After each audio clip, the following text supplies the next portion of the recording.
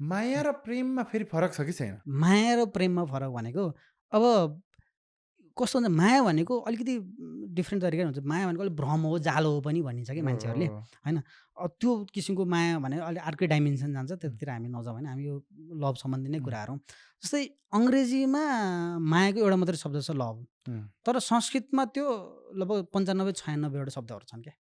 भनेपछि डिफ्रेन्ट किसिम विभिन्न मायाहरूको अवयवहरू, विभिन्न मायाहरू छन् भनौँ। विभिन्न डाइमेन्सन्सहरू छ। अँ, भनेपछि माया र प्रेम हुन्छ नि यो प्रेमको पनि यी 3टा अवयवहरू हुन्छ र प्रायः जस्तो हामीले प्रेम भन्ने जुन शब्द लिन्छ त्यो चाहिँ प्रायः जसो आध्यात्मिक मायालाई चाहिँ रिफर गरेर हुन्छ। ओके। त्यही भएर मैले माया किन शब्द प्रयोग गरेको भन्दाखेरि माया भन्ने हो भने यी 3टै आउँछ क्या। जस्तै प्रेम भन्ने बित्तिकै एट्र्याक्सन आउने अलिकति कम हुन्छ क्या। अँ, प्रेममा एट्र्याक्सन र रोमान्टिसिजम चाहिँ अलिकति सायद कमै आउँछ होला होइन। ओके। अब यसरी यसरी नै चाहिँ डिफाइन त भएको छैन। यो हुँ, एक किसिमले नेपालीमा उल्था गर्दाखेरि मैले नै बनाएको टर्महरू भनौँ होइन।